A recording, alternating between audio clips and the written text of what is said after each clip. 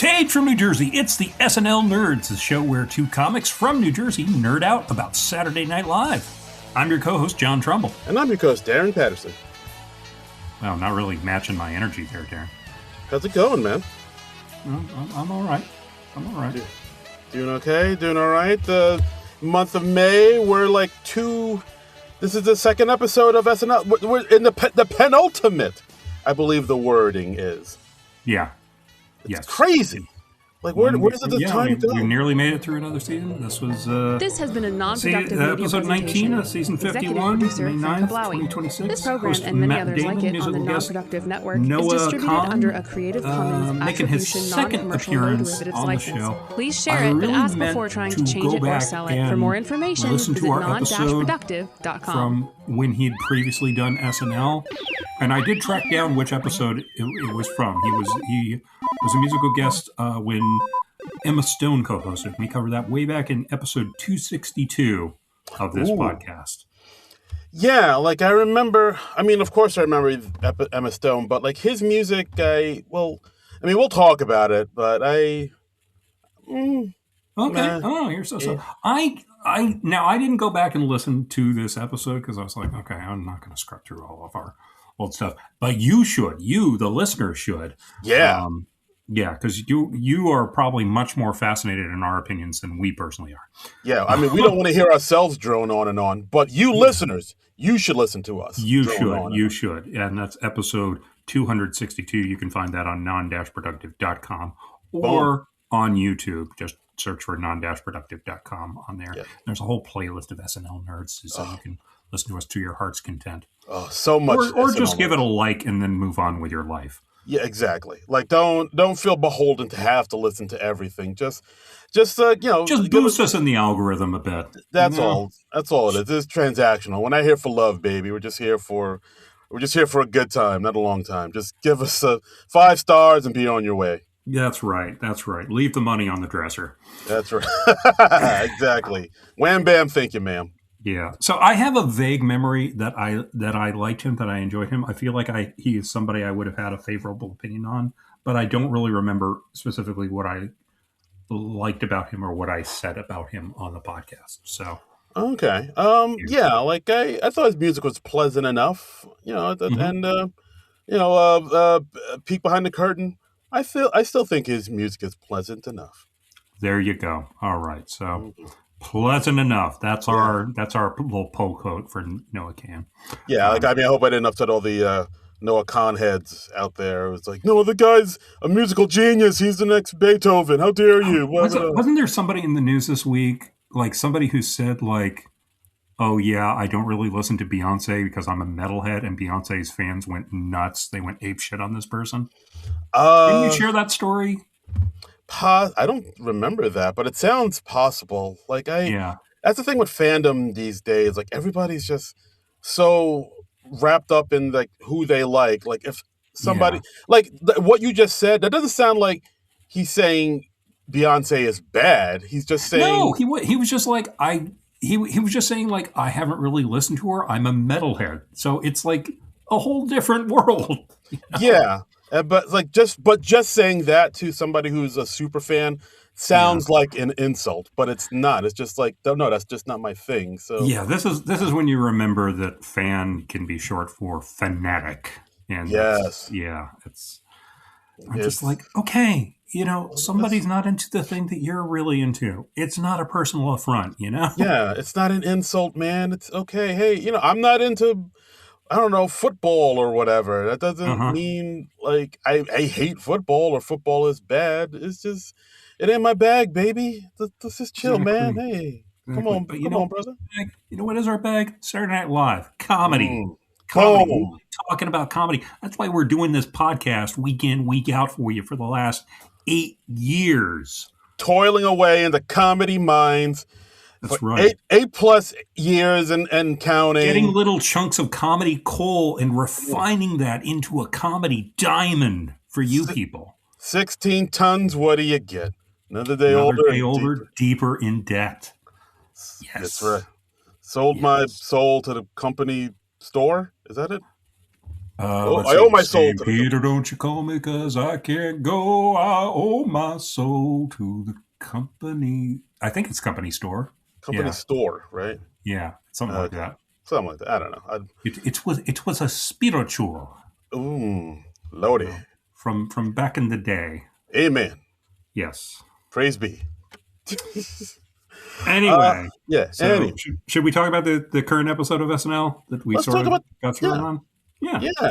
We got Matt Damon, Noah Kahan. Let's talk about it. Matt Damon back for the third time. So we got our cold open at Martin's Tavern in Washington, D.C. We got Jost as Pete Hegseth.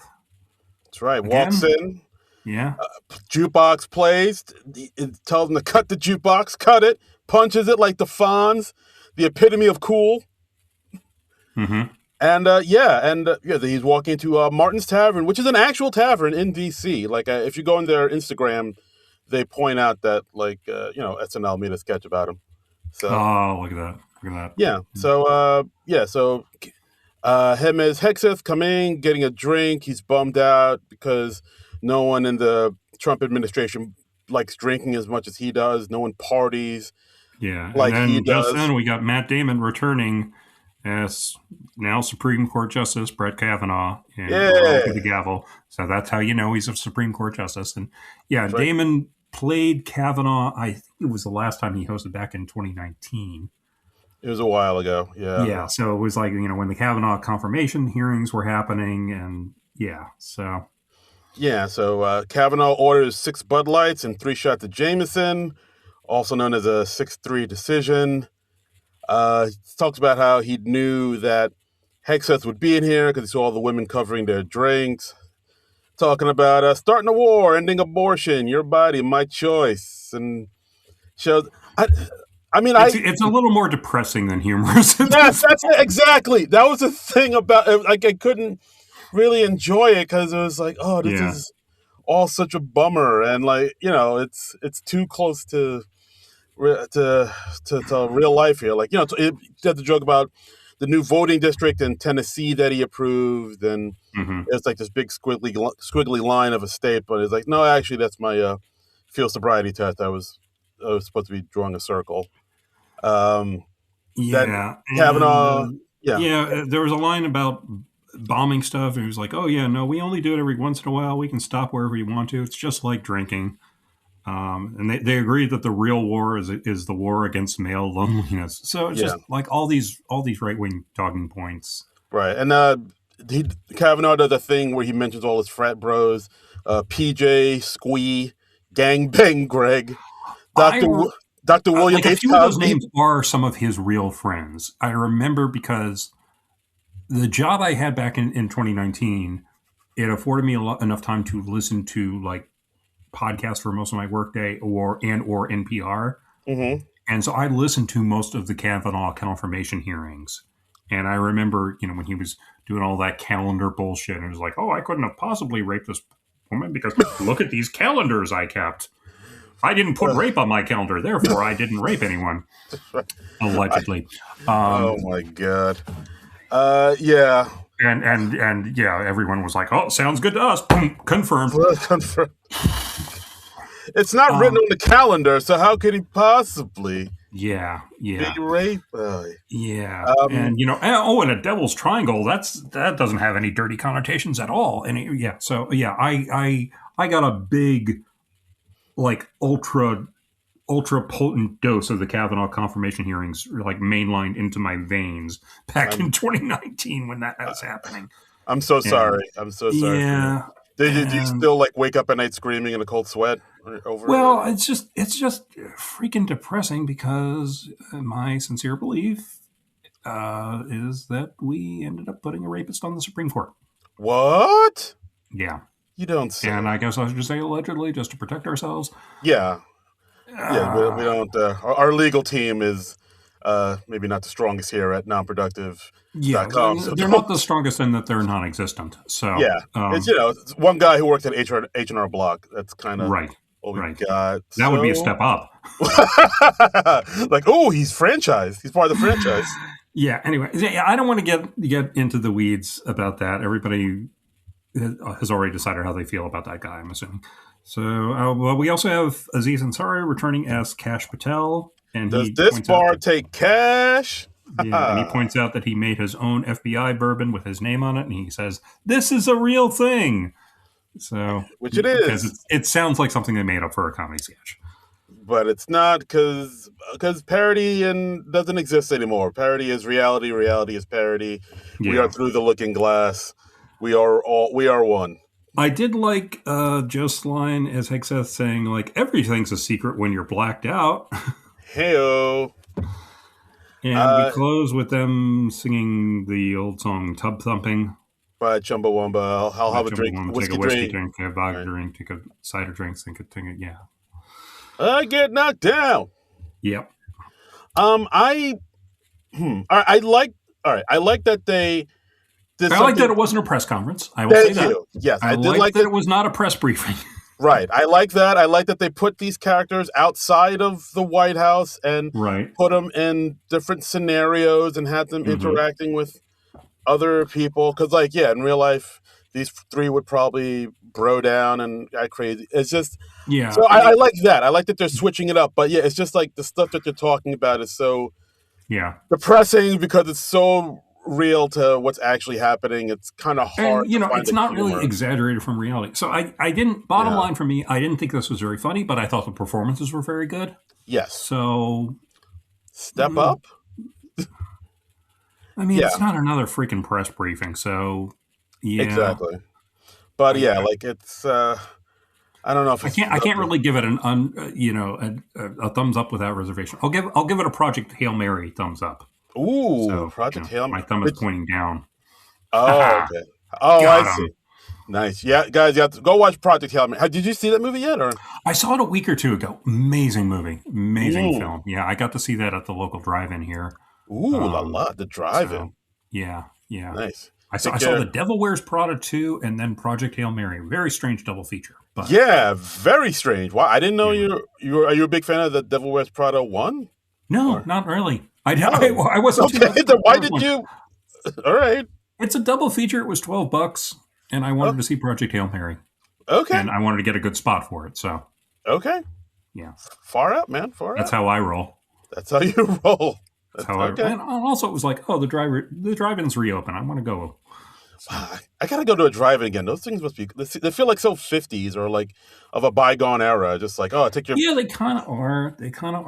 I do like that I am relatively close to a drive-in where I am now. I'm nice. Like way out in the boonies. I'm very, it feels like it's in the middle of nowhere most of the time. But I am very close to a drive-in, which is very cool. Yeah, so it's nice to see cheap double features.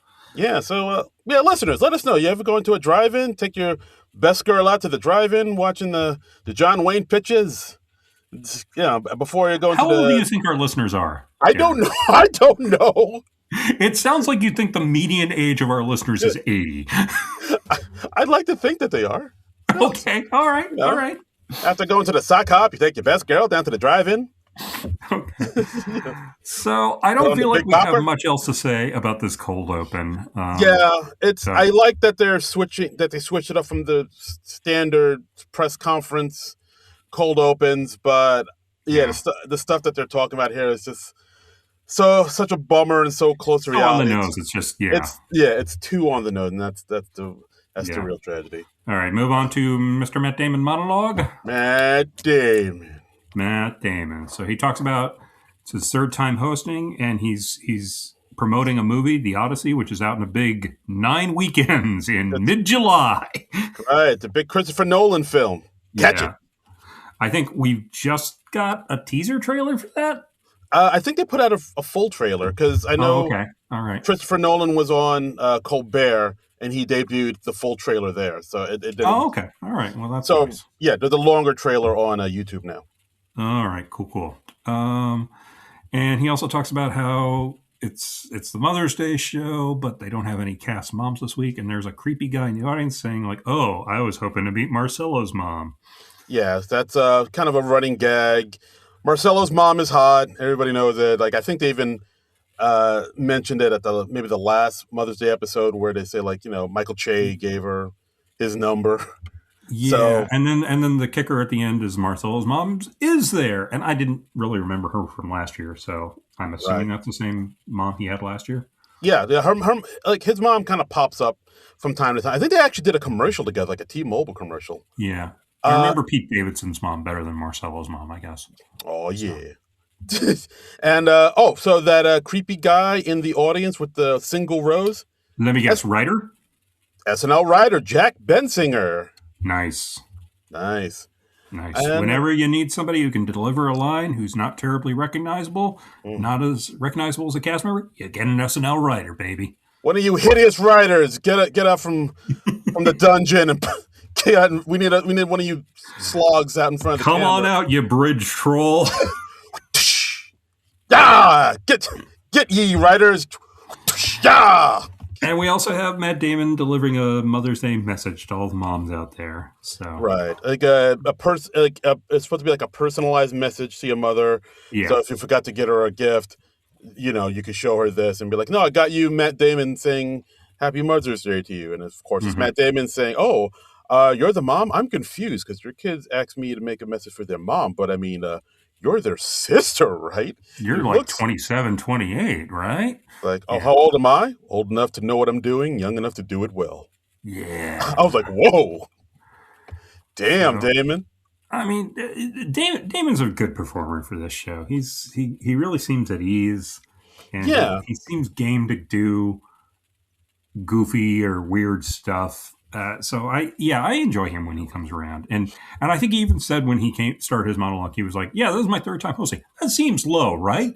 It does. I thought he would have hosted way he even says like, "Yeah, I've been around for like 30 years.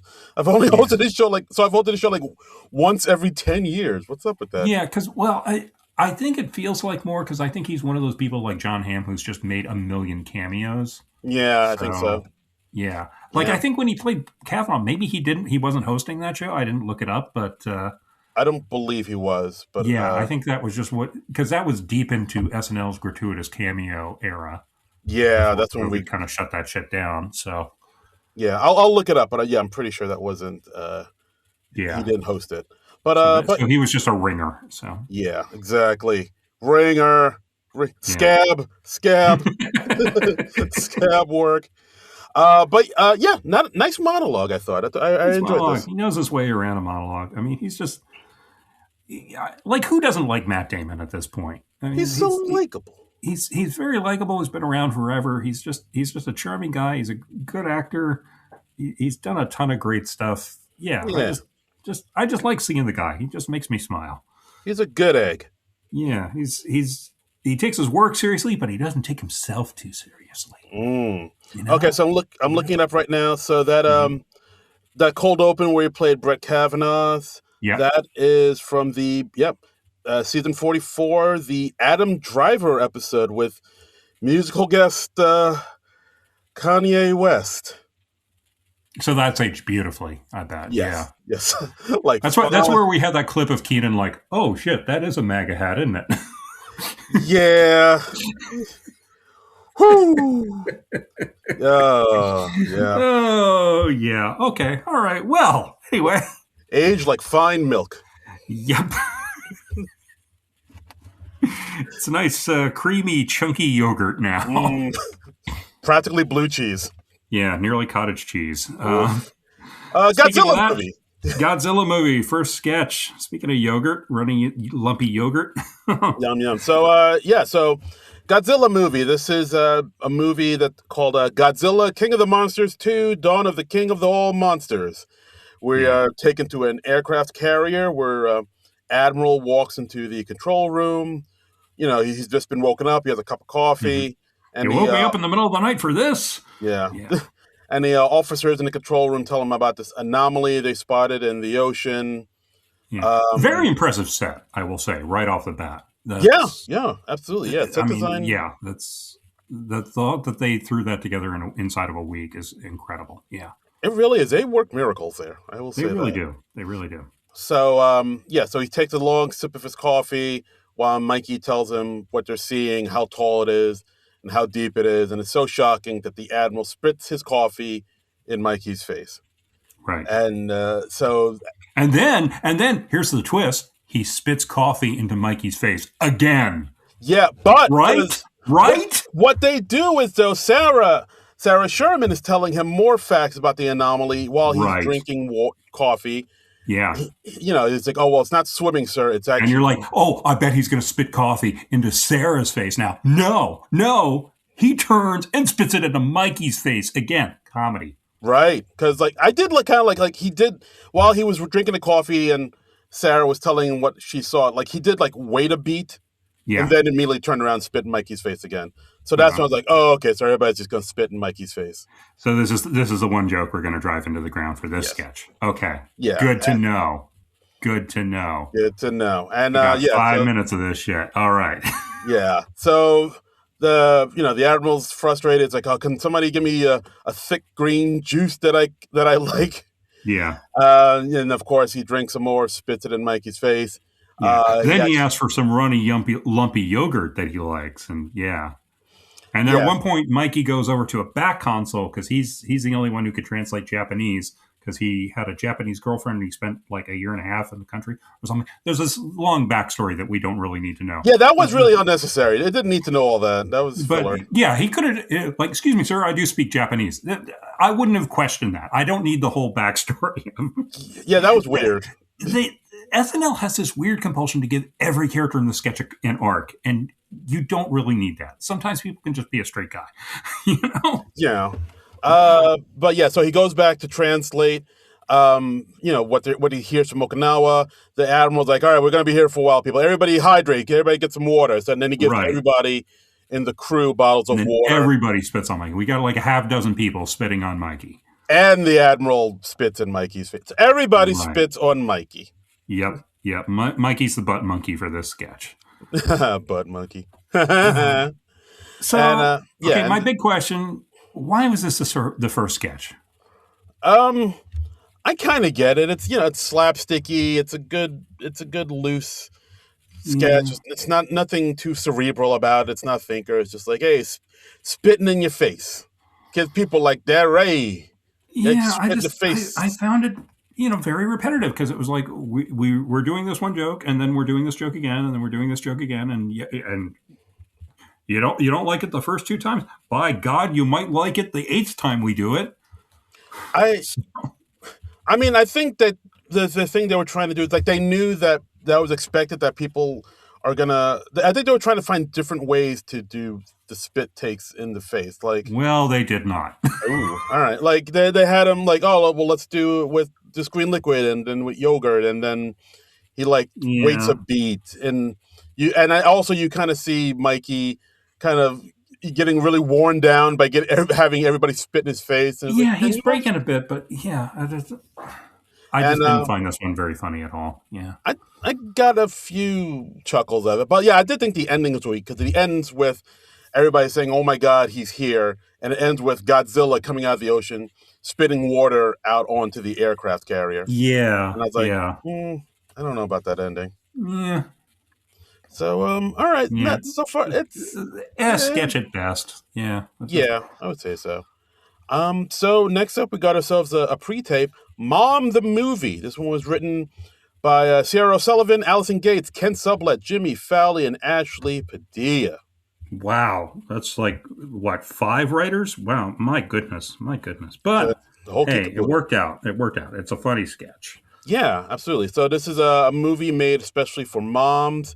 We get to see some kids going home to visit their mom. Kids played by Tommy, Jeremy, Veronica, and of course the mom is Ashley.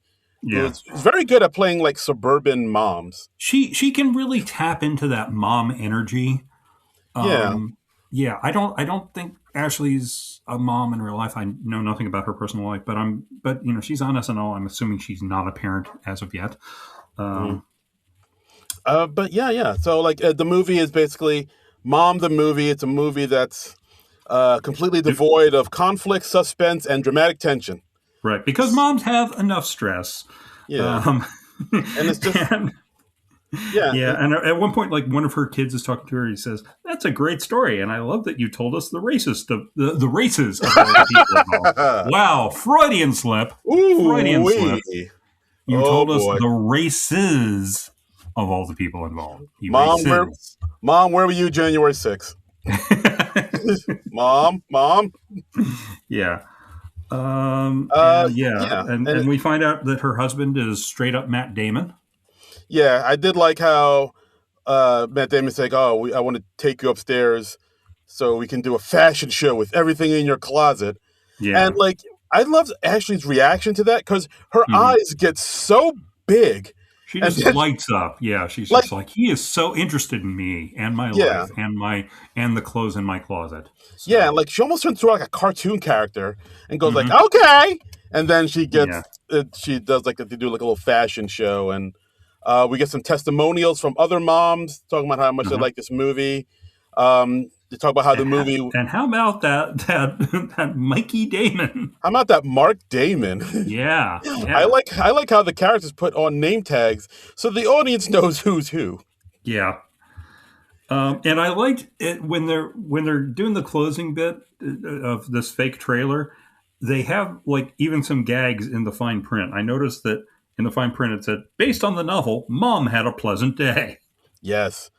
Streaming now on Home Goods Plus.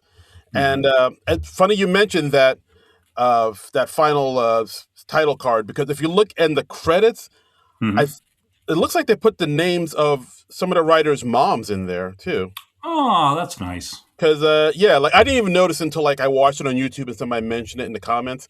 And if you look in the credits, you see a Beth O'Sullivan, you see a Helen Sublette, and Leora Gates in there too. So I'm assuming the writers they're related. Yeah. Yeah. So I was like, oh, the writers put their moms in there. How lovely. That's sweet. That's nice.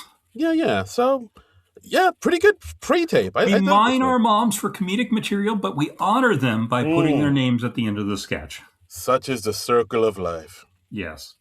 So this was good. This helped make up for the disappointing Godzilla movie sketch. Yeah, I thought this one was nice and pleasant. I like how they made a point to mention that they know this movie was made in a way knowing that moms will fall asleep 23 minutes into the movie. So around that time, the characters are just moving things around and smiling. Yeah. So, okay, next on the up and down EKG that is the typical episode of SNL, we have Tough Guys. Tough Guys. We got Marcelo doing a voice in this one. Yeah. Crazy, right? A dad. They're having a block party. It's Marcelo, it's Keenan, it's Matt Damon. They're doing a block party. Neighbor asks them to quiet down, they're telling stories about how they all got beat up. Everyone got their asses kicked. Yeah, because like that's the twist. Because they all look like tough guys, and it's like, oh, everybody's trying to be a tough guy. Like the other day, this guy he like flicks a cigarette butt on my lawn, and I'm like, hey, pick that up, and he's like, make me. And then what happened? Well, he kicked my ass.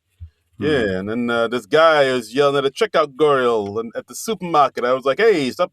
Anybody ever teach you some manners? Because if not, I'm going to teach you. And then he kicked my ass. And so, yeah. But I did like a little few things, like where at one point a guy says, I was in church the other day, and I say to this guy, peace be with you. And then he kicked my ass. I'm like, Father, how dare you? You ruined my daughter's wedding. He put my foot in my ass.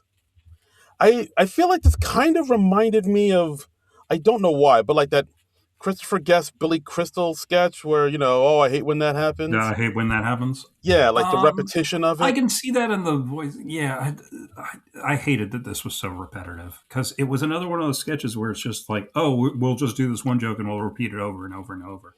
And I'm just like, sketches are more than just the same joke repeated multiple times, SNL writers. I don't know where you got this idea that you just repeat a joke for 5 minutes and that's a sketch. It's not. I know. I feel like they try to not do that by having the kick my ass parts come in a little sooner. Like the one guy said, I asked my son, what did he want for breakfast? And then he kicked my ass. And then I talked to my wife. I was like, hey, what's wrong with him? And then she kicked my ass. I was just like, okay, I'm not going to take any more notes on this sketch. If you're not going to come up with more than one joke, I don't see why I should try to come up with fresh observations on your joke. It did, but I did think like it ended kind of I'll say it was interesting how it ended badly. Yes. No, because it ended with Marcelo going into this weird thing that happened to him where he talked about how like some guy he got into with a guy and the guy captured him and put him in a dog cage and gave him a gummy bear. And then he got Stockholm syndrome and he was like being fed by gummy bears and he had a chance to escape. And it was like this long story that didn't go because he's a good boy. Yeah. And then at the end of it, like he ended up being dedicated to the guy and loving him and say, I belong to you now. And then he kicks my ass. Yeah. That was interesting. I don't know if it was funny, but it was interesting. I had already kind of punched out by this point. This was 5.5 minutes that really tried my patience. So and I don't feel like it had any punchline at the end either. So just whole lot of nothing for me. Yeah, it was a bit of a, I guess, slice of life, but not quite, because it does kind of go to some weird places. But like the walk wasn't worth the journey. It was a long trip to a not very interesting destination. Yes. We're on the road to nowhere. Come on inside. Yeah, exactly. So okay. So we got, so far the sketches, we got a low, we got a high, we got a low. What do we got next? We got Tidy Care Crystals, another pre-tape. Yeah, it's this one written by Allison Gates, Ken Sublette, Ashley Padilla. What do we think of this one, Darren? This one, I liked it. I liked it. I was so hesitant. I liked it. Because I'll get into it. I feel like it could have gone a little further, but I did like what I got. Okay. So we got James Austin Johnson as a narrator. We got Matt Damon and Ashley as a couple. And he's like, hey, we got this new kitty litter. It's got these color-changing crystals to monitor your cat's health. And there's like, oh, this color means this color means that. And then it's like, what does blue mean? And the narrator says, don't worry about it. Yeah. He's just very oblique about it. Right. And then the next day we see that the kitty litter is blue again. And then the couple asks the narrator, who's still there. Yeah. All right, so I'm still here. Can we ask him what's going on? And then he tells them blue means that it's human urine. Yes, the litter turns blue when people pee on it. And then we introduce Andrew Dismukes as their 16-year-old son. Matt Damon accuses his son of peeing in the litter box. And James Austin Johnson, as the off-screen narrator, is kind of like fostering this conflict. Yeah, like he's egging him on, saying, "Oh, well, we all know what he's going to do now. Right. Peeing in the kitty litter." Like at one point, he's like casting doubt if it's not the son, then maybe it's the wife, and he's like, "She's just as dumb as the son." And so it gets to the point where Matt Damon just breaks down and says to his son, "Are you peeing in the litter box?" And the son's like, "No, He's like appalled and like, "I hate you. I hate it here."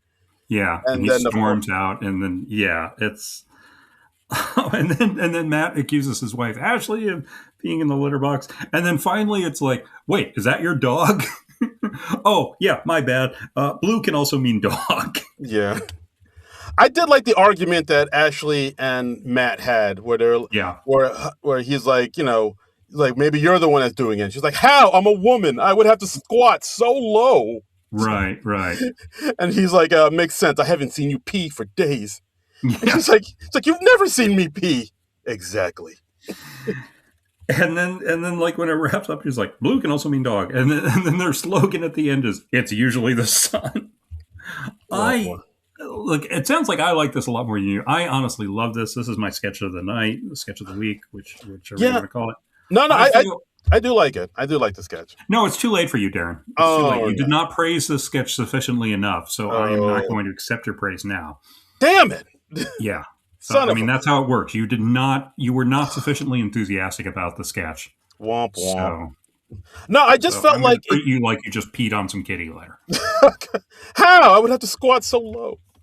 You're a woman? Wait. No, I don't know. Okay. I was trying to say something funny. Well done, sir. Yeah, done. It's called a callback. I don't know. I felt like they could have gone further with this. Like it could have gotten darker. Really? Okay. I don't know. Maybe it didn't need to. I don't know. I did like the sketch. I watched this one a second time. Held up beautifully for me. I enjoyed it just as much the second time, if not more. I really love this. I'm going to say up there with that Roach commercial with Don Cheadle. Ooh. Oh, that's high praise. I don't know about that. That Roach commercial. Look, I love me a commercial parody that takes a turn for the bizarre that I can't see coming, and this one delivered that in spades. So yeah. I mean, that Roach commercial is sublime. I don't know if I can. It is. I feel like this was also sublime. Again, not praising the sketch sufficiently, Darren. I'm sorry. This is going to come up in your employee review, sir. You're treating me like I said I don't like Beyonce. What's happening here? You do not like Beyonce sufficiently. That's right. Go back, listen to Lemonade. That's right. Come back. Write me a dissertation on her work as Foxy Cleopatra in Austin Powers 3. And then I'll let you back on the podcast. Yeah. Tell me why Single Ladies was the greatest video of all time.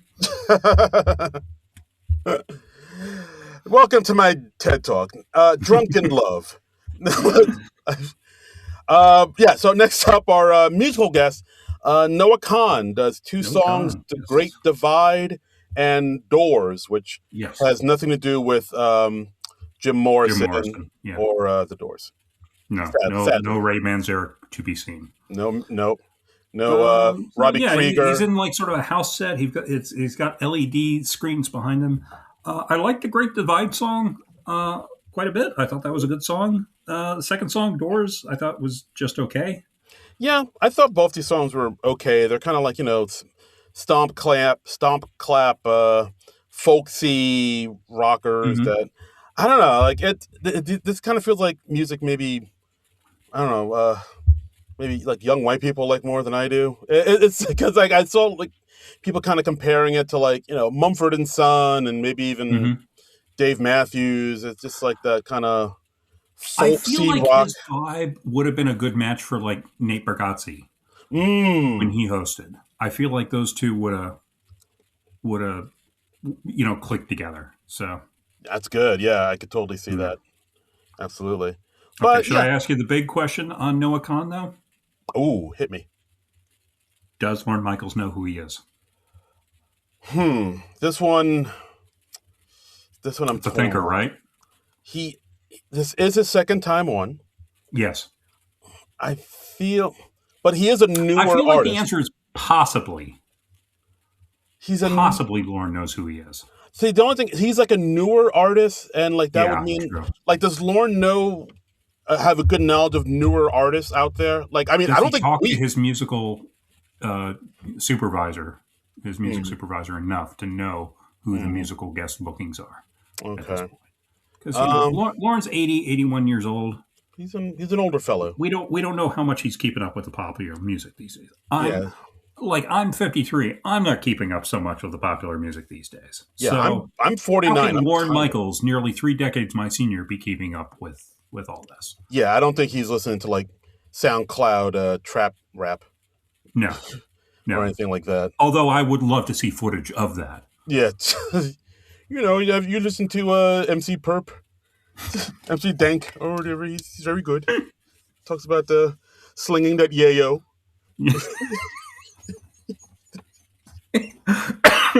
I made you cough. That was very funny. Lorne yayo. Oh my Lord.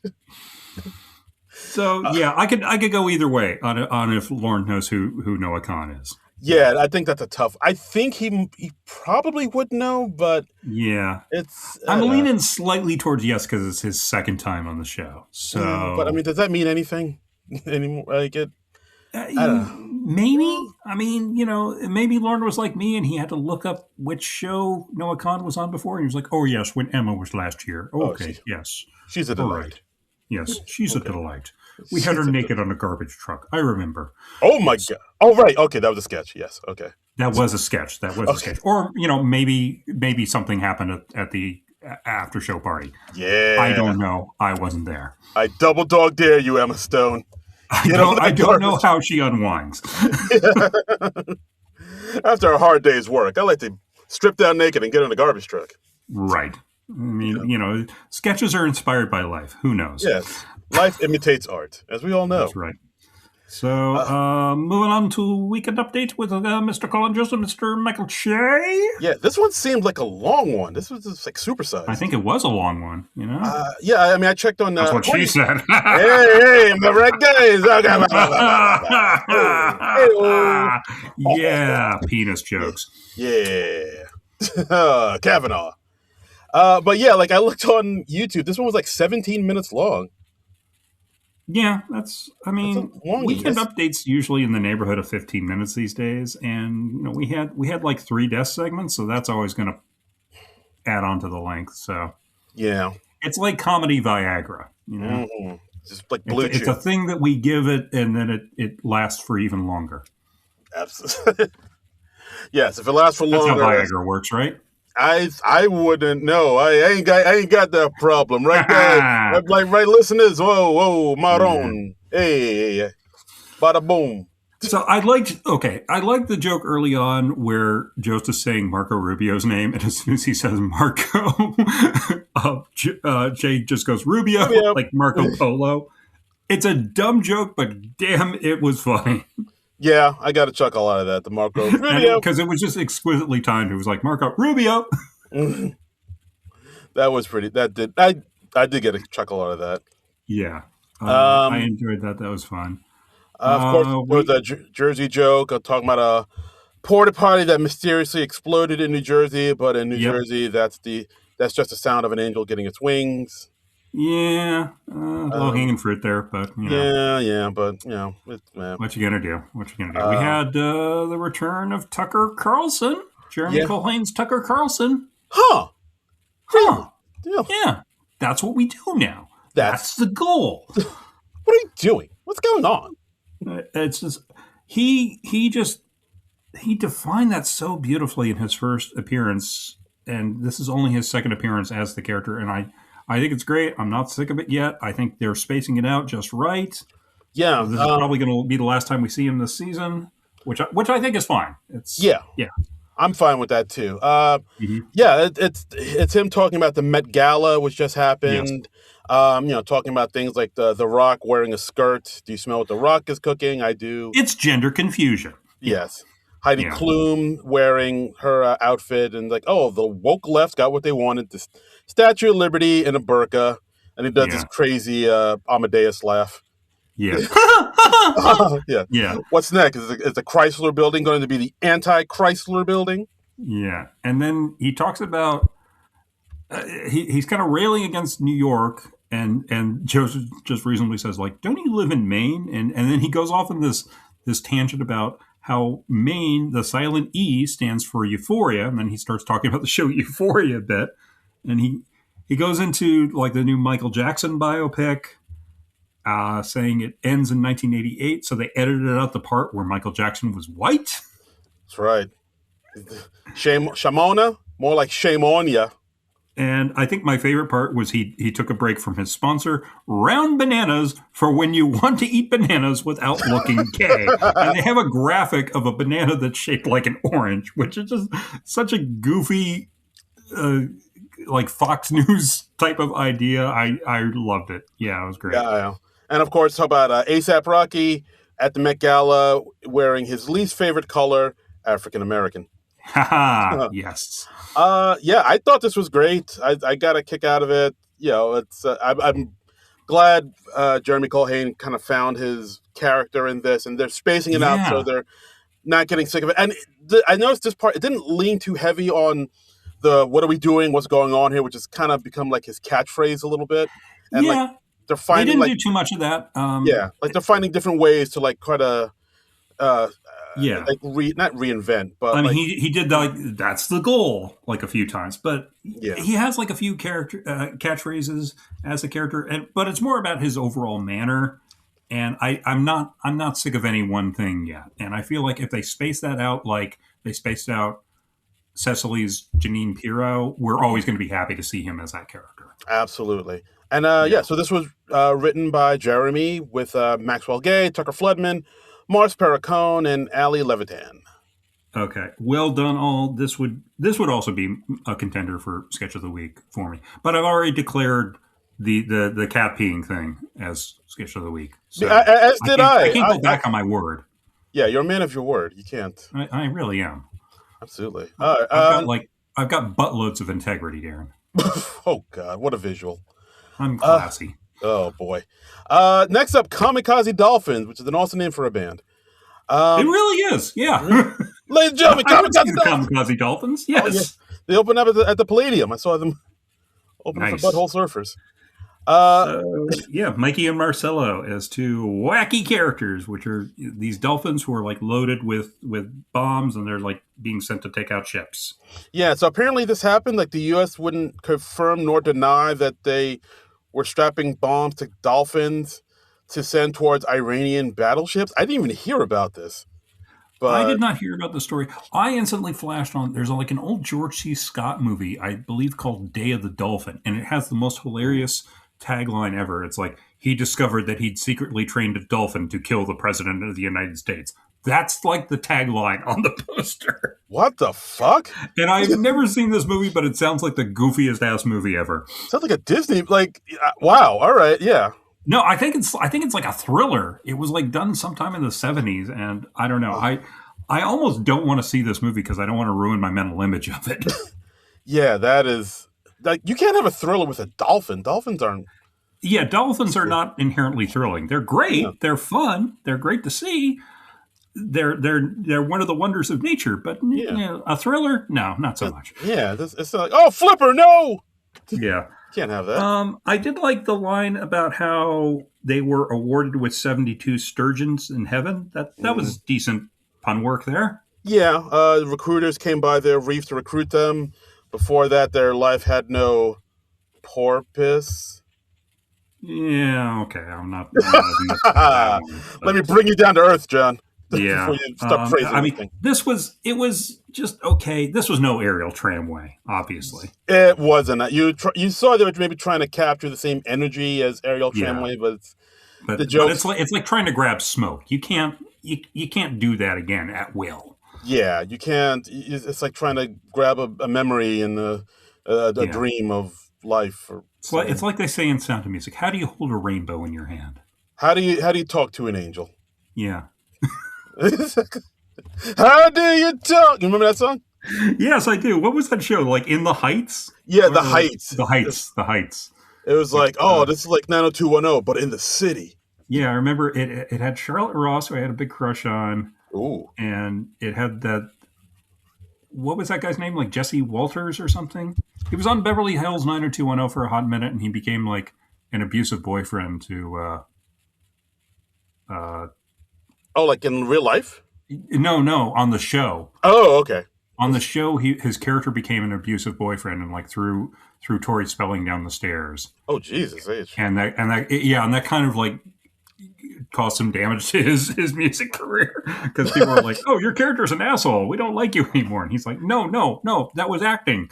Yeah, acting. All right, so this was came out in, looking it up now. Came out in '92, only on for one season. Yeah, that was Jamie Walters. It had that big hit song, and that just didn't translate into success for the show, though. Yeah, Charlotte Ross, Jamie Walters. Ooh, Alex Dessert, the guy from the Swingers. I love that guy. Oh yeah, he's great. He was on the 1990 version of The Flash, and then he was on Becker for years. Yeah, he played the blind news agent on Becker. Yeah, he's good. He's fun. Like literally everybody else in this cast. He's in Swingers. He's got a small part in High Fidelity. Yeah, he's always fun to see pop up and stuff. He's good stuff. Yeah. But that's The Heights, guys. That's the rabbit holes we go down here on the SNL Nerds podcast. Is the show on YouTube? Because I'm just curious if we can check out this entire series on YouTube. Because I can't imagine anyone caring about the copyrights of this swiftly canceled show. I wouldn't be surprised if you could find The Heights on YouTube. Or maybe at one Pluto or something like that. Yeah. I feel like it's got to be out there somewhere, right? Okay, well, it looks like your weekend is made. A studio would look at that and just be like, yeah, fuck it. Let them watch The Heights. I don't care. We're not making any profit on that thing at this point. Let them have at it. Let them have at it. Let them eat Heights. Anyway, so we also had Colin at the end of this ask the Dolphins, the Kamikaze Dolphins, a question. He's like, "Can you sink a ferry that's a huge financial drain on its owner?" Yes, I might be a little over Colin Jost ferry jokes at this point. Yeah, I think they kind of went to this well one too many times. Like the first few times, it was funny because it's like, oh, he's dunking on himself and this horrible investment he made. But like now, they're kind of.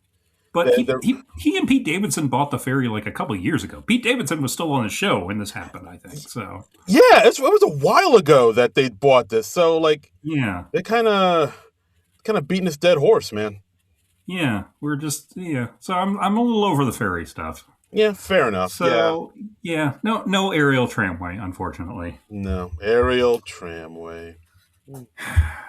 So next up, we got Jane Wickline singing a song about lateness. This was written by Jane, Martin Hurley, Joe Sunday, Rachel Pegram.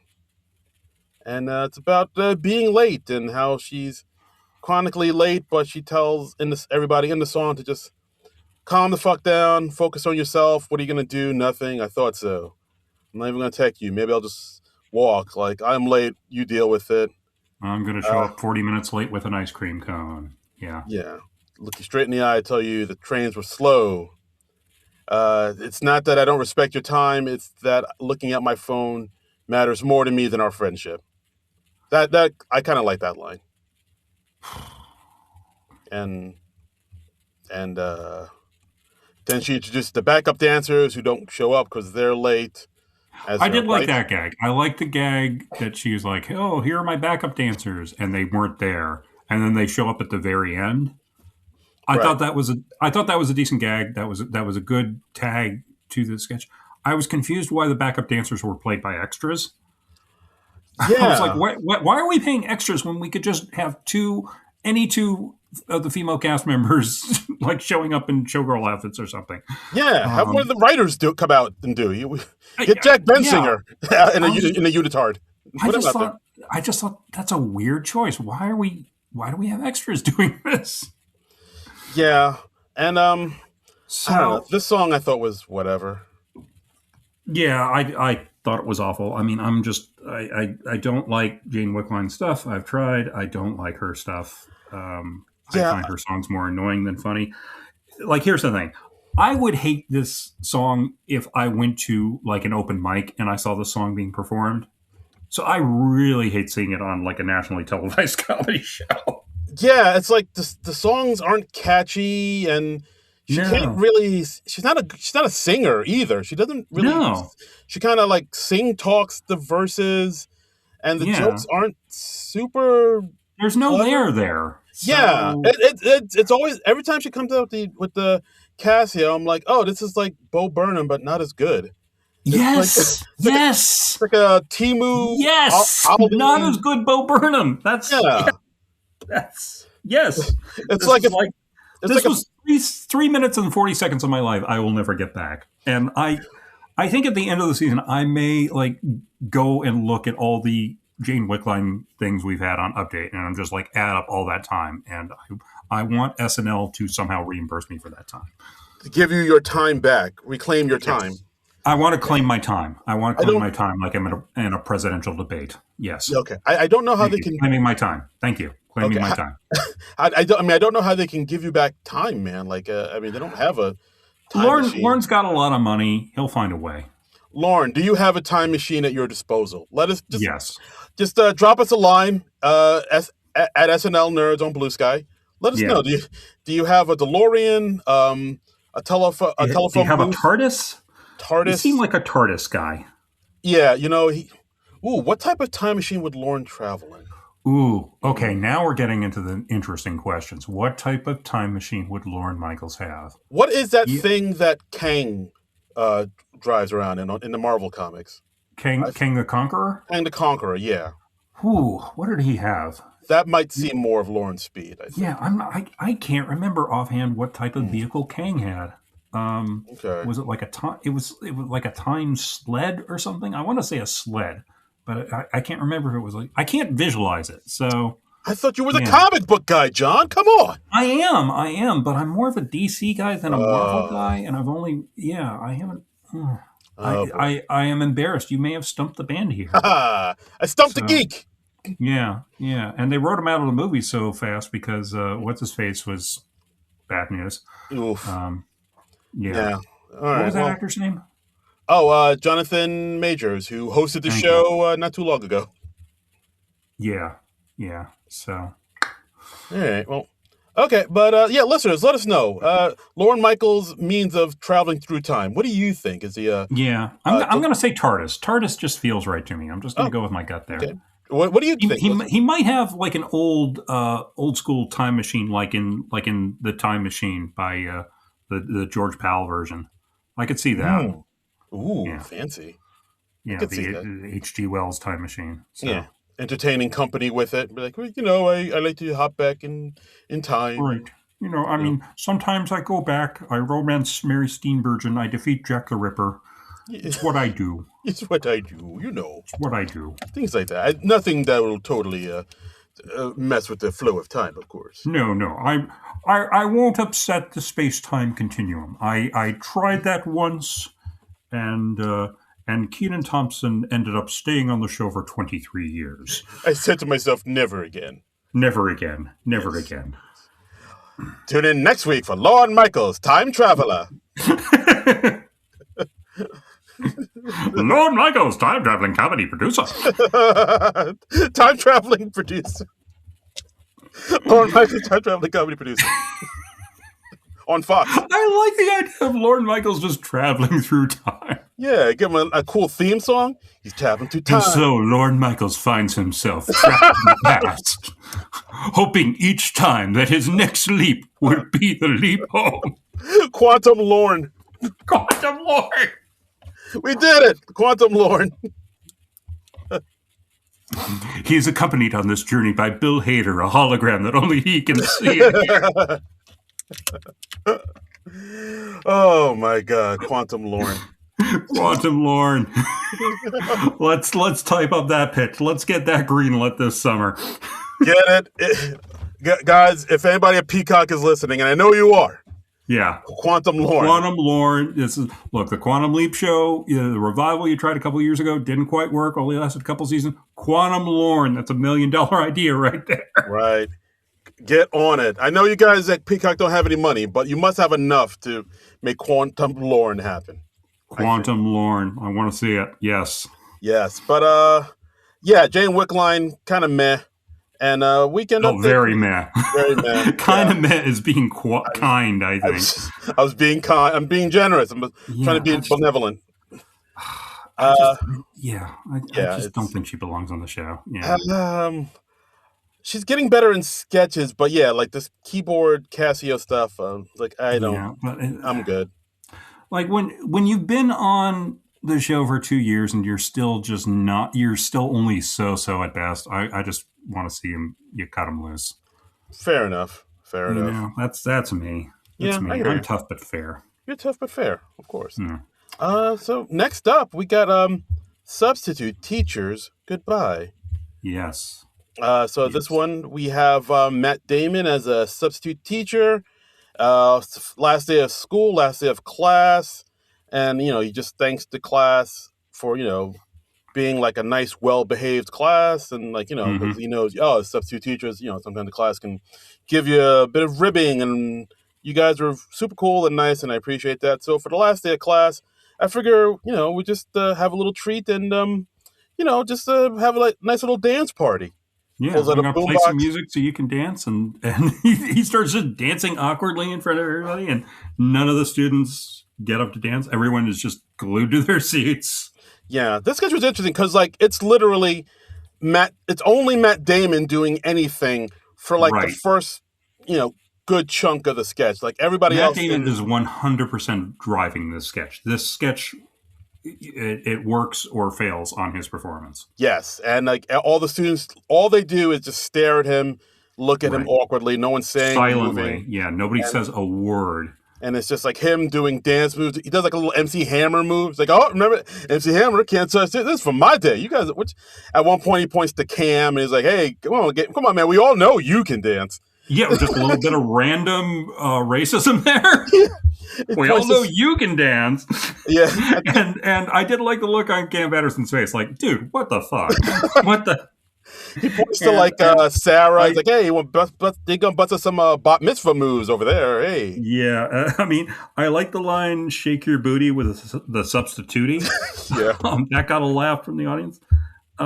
Yeah, but this sketch lived or died by what he did. And I love that they had so much trust in Matt Damon to let him just carry this sketch by himself. Yeah, it's just and honestly, him. I wish they'd gone a little further with that. Because like it ends with him sort of just he's realizing, okay, this isn't going over. I'm just going to leave, and he awkwardly leaves the classroom. Right. And then we have all this stuff with the students afterwards, where like everyone has to get a line, and I thought that just dissipated the energy. Yeah, I did like the turn of where Sarah finally says to Dismukes, who's one of the guys, like, hey, yeah, Rick, well, wasn't that's your dad, right? Yeah. It's like, yeah, that was. I thought that was a nice turn, but yeah, maybe it should have just ended with that. I wish, yeah. So it's sort of like what I was saying before, where it feels like everybody has to get a line or everybody has to get some character development, and that's what it really felt like. It's like, oh well, we got to give Cam a line, we got to give Jane Wickline a line, we got to give Veronica a line, and no, you don't have to. Like, I wish they just had been bold enough to let everybody be silent, and then maybe just one person says like, Rick, your dad is weird. And that was it. I think that's all you needed. Yeah, and just be like, yeah, I know, and that's it. Yeah. I felt like that whole part with this class talking went on a little. Yeah, I agree with you on this one. Like, it went on a little too long, and it did kind of take away from the sketch. They should have just ended it. Should have just cut it sooner. So I mean that lowers it down like maybe half a letter grade for me. You know, it goes from like an A to an A minus, I would say. I'll give you that. Yeah, I did like the sketch quite a bit because so Matt Damon does give it his all. He does, and I mean that's what I love to see from a host. I love to see a host just throw themselves into it, and he's kicked ass enough on the show that they knew he could handle this. And I actually watched this a second time just before we started recording, and there is a nice subtle foreshadowing when like Matt Damon is walking around the classroom trying to encourage people to get up and dance. When he passes by Dismukes, he like puts his hands on his shoulders and he's like, "Hey, champ." And I was like, "Oh, that's a nice foreshadowing that he is actually Dismukes' dad in this sketch." Oh, so, I didn't even notice that. I mean, yeah, there's no way you'd notice it the first time you watched it, but when you're watching it back with the knowledge that he is Dismukes' dad, you're like, "Oh, look at that! They're setting it up." So I see you, SNL writers. I see you. I see you, son. Yeah, or maybe you added that in rehearsals, or I don't know how SNL works. I don't know how that works. I don't know. They make it all up as they go along, right? I think so. I think it's just that's what improv is, right? Just kind of fly by the seat of your ass. Yeah, and it just magically turns out to be an hour and a half every week. Yep, that's how TV works. Yep.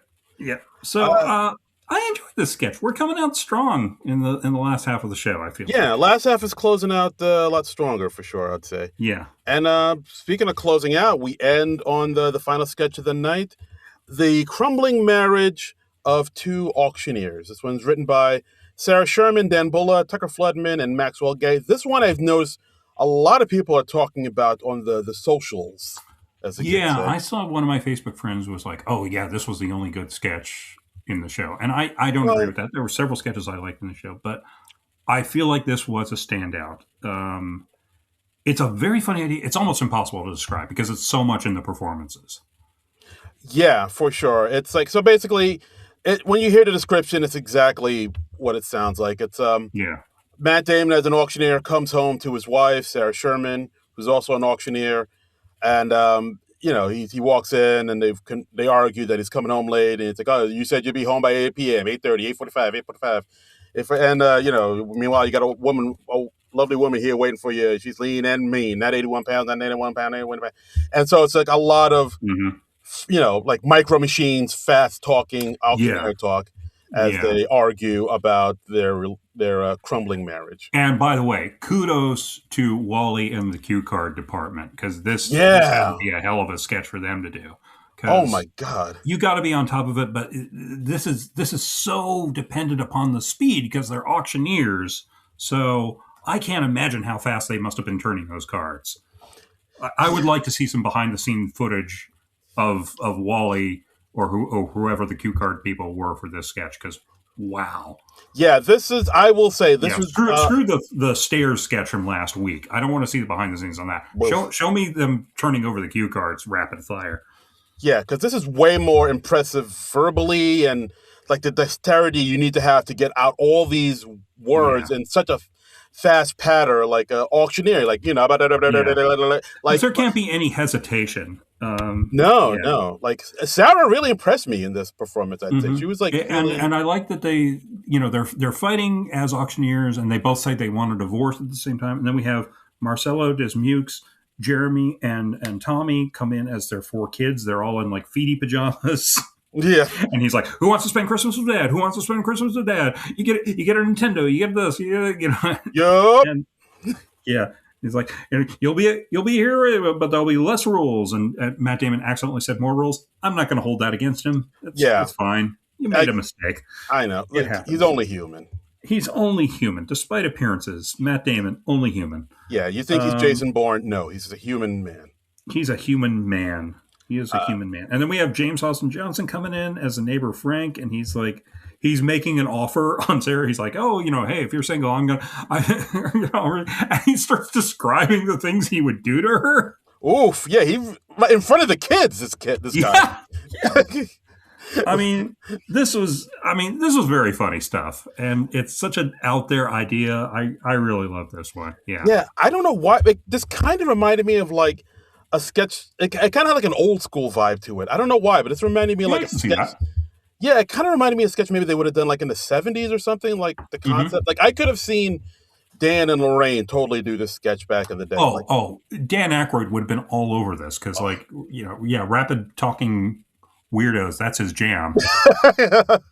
No, like Aykroyd would have eaten this thing up alive. Yeah, for sure. Yeah. But yeah, the night ended strong. This was a very impressive sketch. If you told me this was a sketch that was written in 1978 for Aykroyd and Gilda Radner or Lorraine Newman, I would have 100% believed you. Yeah, right. It has that vibe. It has that vibe. Of like 70s SNL. So yeah, I really did. Maybe partly because of the costuming too, because I'm looking at the thumbnail of Sarah in her blonde wig, and it looks like it's almost like a Farrah Fawcett type do. So maybe that's what we're getting to. Yeah, that's true. But wig department on your game as always. Come on, let's give it up for the wig department. Come on, hair and makeup. You guys kick ass every single week. Getting wiggy with it. But No. But yeah, very impressive way to end the night, I thought. Yeah, always nice to see the men strong. Overall, we got good nights. We got Aziz Ansari in a Colonel Knowledge t-shirt. Oh right, the Colonel Knowledge. What is that? Yeah, have you seen that movie? I think I saw it once. I might have seen it. Had to see it for like class or something. Jack Nicholson, Art Garfunkel, Candice Bergen, and Margaret. I haven't seen it in years. I think it was just recently added to the Criterion Collection. And what a lineup! It was written by Jules Pfeiffer, if I remember correctly. And it's just like, Art Garfunkel's like the sensitive guy, and Jack Nicholson's like the Lothario, and it traces them over the years. They're both like in love with Candice Bergen, of course. And wackiness ensues. But yeah, I kind of remember that one. It's about like men and women and relationships type of film. Yeah, that was interesting. And how fucked up they all get. Yeah. Oh yeah. Yeah. But yeah. So that's the episode. Matt Damon, Noah Kahan. Not a bad episode. I like this one a little bit more than last week's, I'd say. Oh, I definitely like this one more than last week. I mean, this one had at least 2 or 3 solid sketches. I mean, the Mom movie trailer I thought was very good. Auctioneers was very good. Tidy Care Crystals was very good. And I think Substitute Teachers Goodbye were good. That's a good show in my book. If you do 3 or 4 good to great sketches, that's a solid episode of SNL. Yeah, I dug it. I also noticed, like I think somebody mentioned it online, that it's interesting how Ashley Padilla was in 2 of the pre-tapes but none of the live sketches, which I had to go back and look. It's like, oh yeah, wow, can't say I noticed that. What do you know? Yeah, that's weird. Wow, wow. Yeah. I'm gonna go Owen Wilson with that. Wow. Yeah, I mean, I don't know. Did not know that. Yeah, like I had to go back and think. I was like, oh yeah, she wasn't in any of the live sketches. Huh. This is the thing with the cast being so huge is I don't necessarily always notice when somebody's having a really light show. Very true. Yeah, but I mean, she's in 2 pre-tapes, and they were like 2 of the best things of the night. So yeah, I mean, well, Ashley Padilla's a fucking machine, man. Come on, you throw her the ball, she's going to hit it out of the park, man. No doubt. But she's been the standout of this season, I would say, for sure. But that's what we think. What do you guys think, the listeners? Yes. So we put the word out on the blue skies at SNL Nerds, and let's see what we got here. Hey, our good friend Lee Hot the Lion saying, "Hello, fellow nerds. This was an episode of 2 halves. I just love the awkwardness of the teacher sketch, and the fact that everyone played it straight was what made it for me. I also loved nitpicking a Navy sketch. And for all purposes, this one wasn't too bad, detailed-wise. Love you guys." Wow. Was the Hot Lion, was he in the Navy? I believe so. I believe I think he's mentioned before he's in the services. So. Oh, okay. Like so currently? I believe so. Thank you for your. Well, yeah, I believe so. But either way, thank you for your service, sir. Yeah. Okay. He's wearing a hat in his profile pic, but he's not in uniform. Oh. So okay, I'd forgotten that about him. So yes, thank you for your service, sir. Yes. Okay. Yeah, I noticed that the uniforms in the Godzilla sketch were a little wonky. I don't know if those were intentional changes, because I know you can't duplicate military uniforms precisely. Mm-hmm. They have to be, like, I think, demonstrably different, like legally. And the flags on their sleeves were like sideways. So, oh yes, I noticed that. Mm-hmm. Interesting. Okay. So I don't know. You know, like when somebody has like a bunch of medals or something, there's always something like a little bit off on those medals. And if you're like really in the military, you can probably spot that. To an ignorant civilian like me, it's just like, oh, lots of medals and ribbons. Yeah. That's how you talk. That's the tone of voice I use when I watch a movie too. That's why I have to go to the drive-in by myself. Duh, medal and ribbons. Lots of ribbons. Duh. Duh. Oh boy. All right, let's see what else we got from Drew S. Rod. Says, greetings, SNL nerds. Ooh. This ep was just okay. Kitty Litter pre-tape was sketch of the night, and update was good as usual. Speaking of, something struck me while watching update. Jane has officially been on the cast twice as long as Emil Joaquin, Chloe Trost, Aristotle Atari, and Molly Carney. Why? With 2 question marks. Oh boy. So yeah, that's depressing.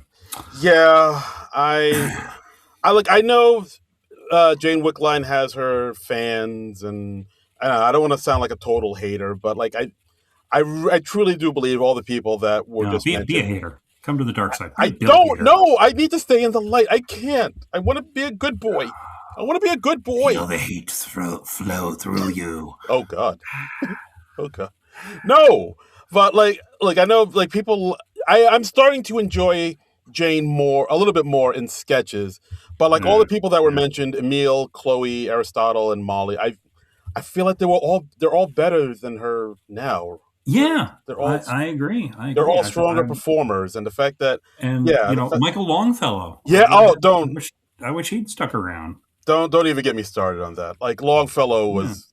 That really bothered me when Longfellow really bummed me out. Like Chloe Trost and Longfellow were 2 cast departures that really, really shocked me, because I was like, what? They're kicking ass. What the hell's going on? Yeah, and when I see somebody who's just kind of barely making it like Wickline, I'm just like, Yeah, like and I think that's the thing, because like all these people, like, you know, Longfellow, Trost, Emil, like they were all ready to go, so to let them go and keep somebody who's still like figuring it out, who isn't at the level that they were already at, like from the get-go, that bothers me.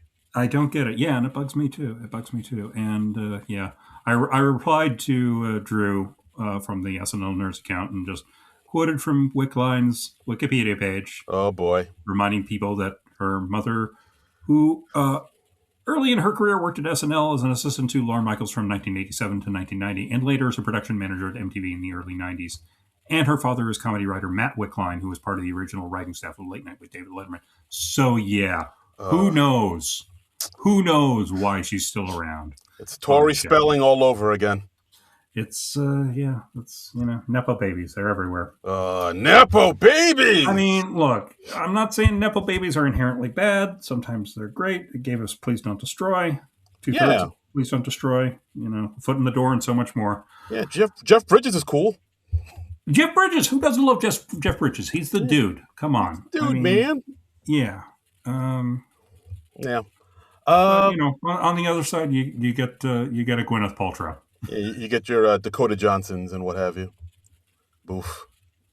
Honestly, I haven't seen Dakota Johnson in enough stuff to like her or hate her. So the stuff I've seen her in, I'm like, this ain't. Yeah. She's not. All right, she's giving it. She's trying. I think. All right. Jury's out for me. I haven't seen her enough to really judge her one way or the other. All right. Well, I mean, she was the host twice, and both of them were, especially the last one was. She hosted twice. Holy cow! Yeah, she hosted the show twice. That seems wrong. No, it's correct. I mean, it's wrong morally, but it's correct factually. Yeah, that's what I'm saying. It's wrong morally. Because I remember she did that meet cute thing with Please Don't Destroy, and then she also did the thing where the Foot in the Door and so much more. So yeah, that is at least two shows if she did two things with Please Don't Destroy. They kind of blended together into one for me. So yeah, no, she hosts. I'll look up the years, but I definitely know she hosted like twice. And the last time I couldn't tell you anything she did on the show, but that's more a reflection of my Swiss cheese brain, right? Than anything. Yep, another Quantum Leap reference for you folks. Quantum Lorne coming at you. All right. Our good friend Nick's Door saying it's hard to nail why this one didn't shine. I enjoyed most of the sketches, but it just seemed like they were trying out rejected sketches from the last 10 years. Jane's song disappointed. The Beat My Ass took too long to get there, and the kitty litter sketch didn't get dark enough. Oh, that's kind of what you were saying, right? Yeah, I kind of felt like they were going to go to like a darker place, but maybe they felt like they didn't need to, but... And I feel like there was more meat on the bone that they didn't quite. I mean, it's no Don Cheadle as a roach, fucking the guy's wife, but no, it's not. I gotta rewatch that one. Yeah. Oh, that thing is. I hope that one's still online. That should be in the permanent SNL Hall of Fame. It belongs in a museum. So do you. All right, Vax Novier. At Blue Sky says they really need to work on timing out the show. There were too few sketches this week and so much time wasted between the inside bits on Weekend Update, two musical numbers that, while good, felt like they were going on forever, and the Keenan Marcello sketch, I guess they mean the Tough Guys, was it worth bringing Aziz back?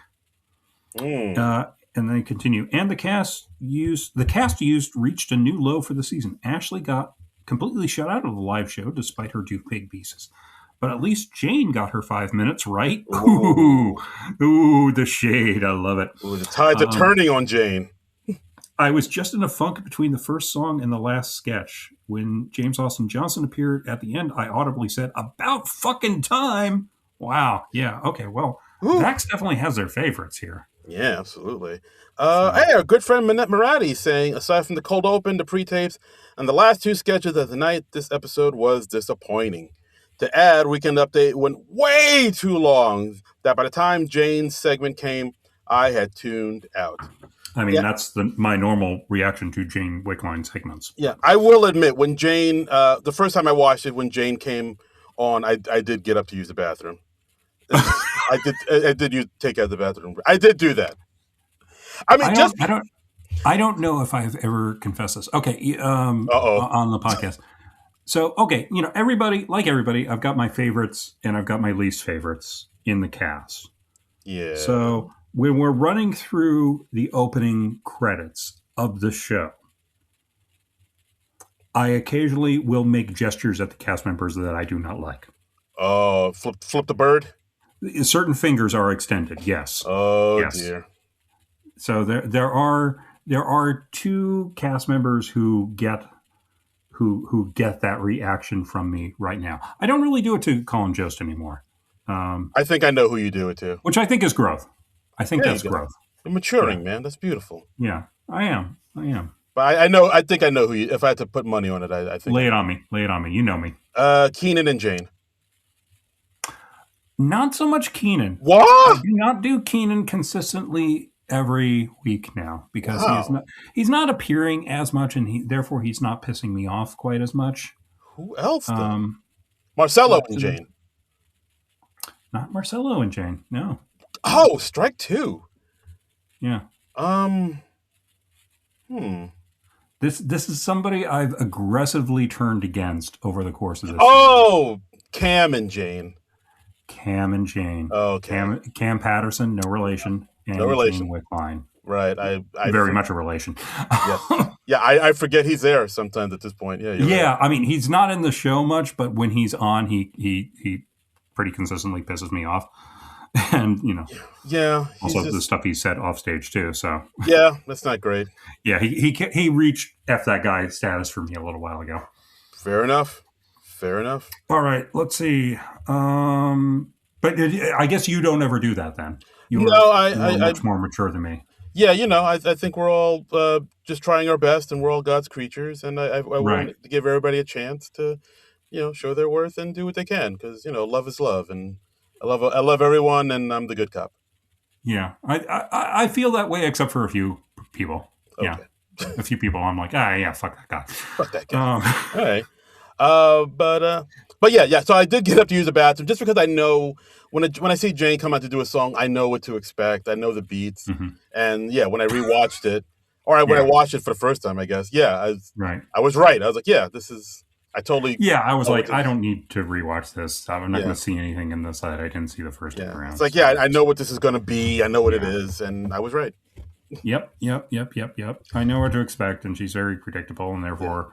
And when you know what the joke is when it's coming, it's not funny. It's like seeing somebody spit into Mikey Day's face for the 15th time. So. Patooey.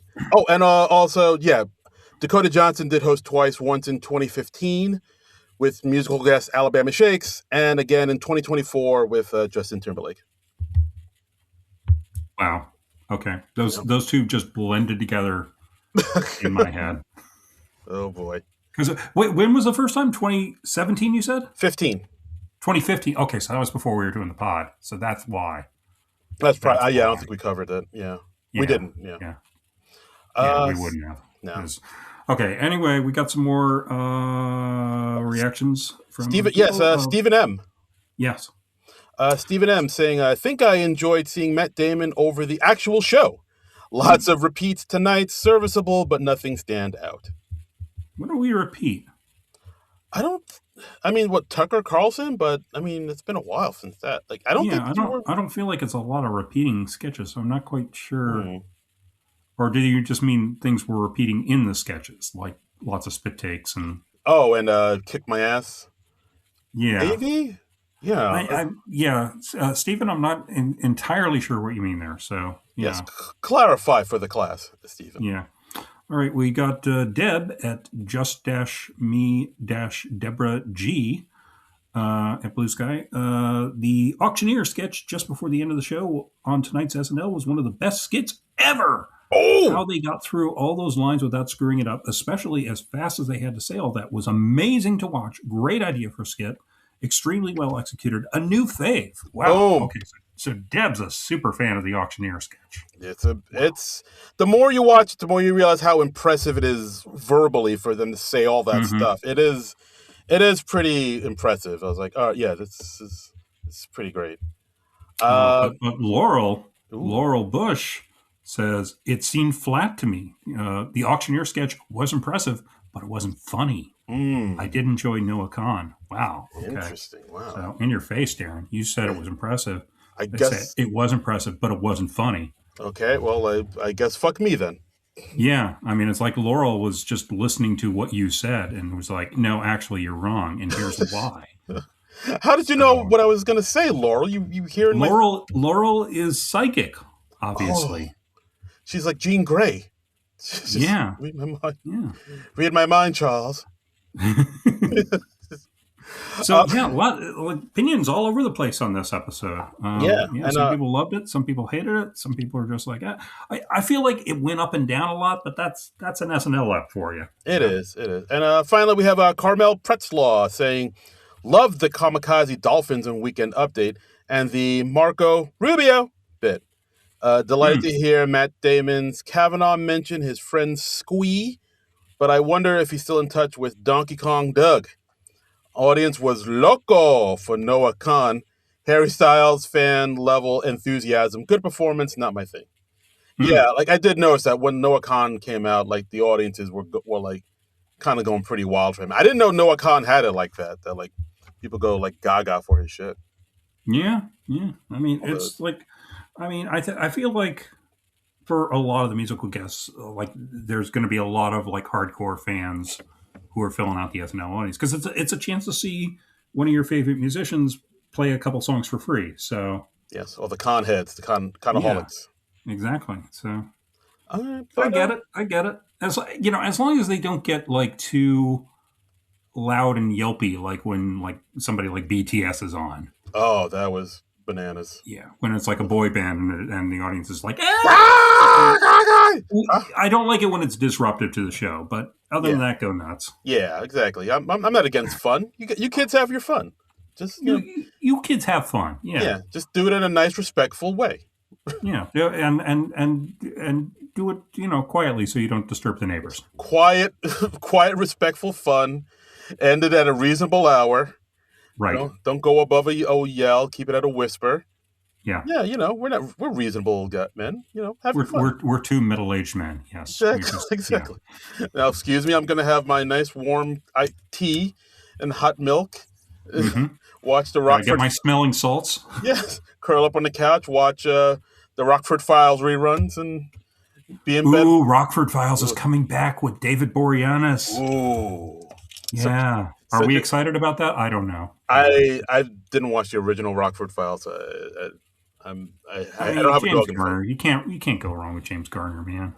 He's good stuff. He's great stuff. And I looked it up, and yes, ladies and gentlemen, all episodes of The Heights are on YouTube right now. Yes, all 13 episodes, just waiting there. Okay, we're doing a marathon. Boy.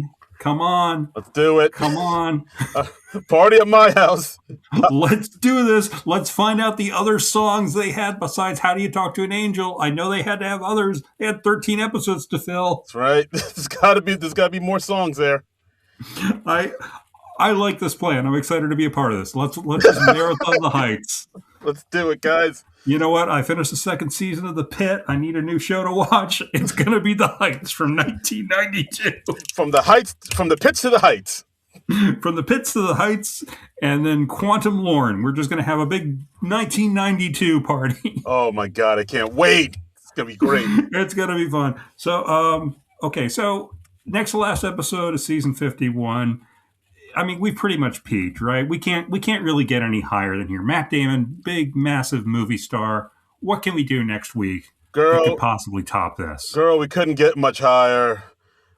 Baby, light my fire. We're going higher because on the final episode of the season of SNL, we got Mr. Will Ferrell. We got Sir Paul McCartney. Oh. Ooh, we got Sir Paul. Yes, or as us nerds know him, James Paul McCartney. Ooh. Right? Ooh, yeah. Because a real Beatles nerds would be like, actually, did you guys know Paul is his middle name? His actual first name is James. And then you never get invited back to parties. No, you don't, because they're just like, I don't want the pedantic music nerd here. Can you leave, man? Yeah, can you leave? You're bringing everybody down. You're harsh and our mellow. Creeping out the girls, bro. Yeah, I'm not gonna get laid with that. No. Like, he knows obscure Beatles knowledge. Oh, I have to have him. oh no. Here, let me just start removing my clothing now. Oh, he knows all the B-sides to Abbey Road. I'm so wet. I wasn't going to go there, but you did, sir. And that's our episode, guys. Thanks for listening to the podcast.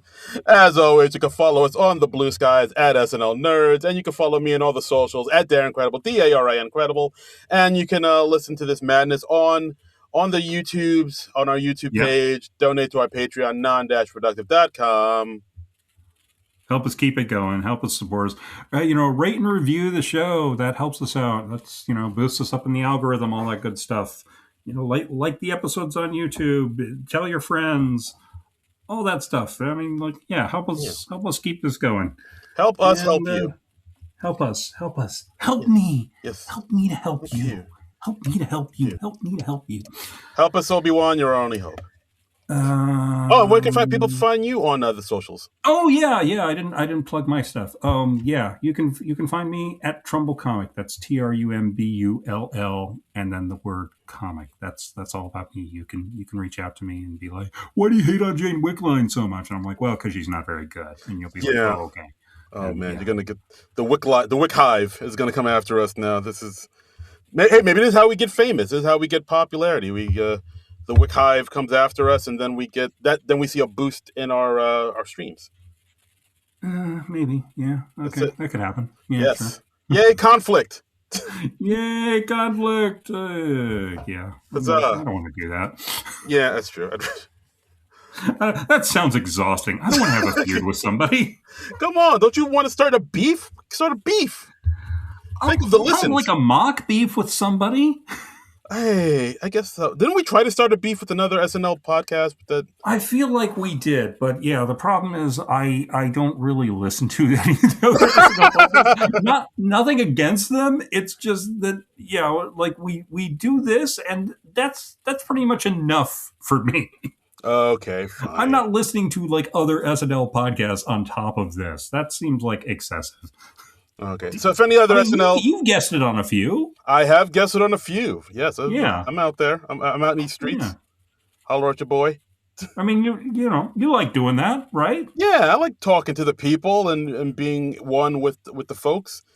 Shaking the hands of the everyday man and what have you.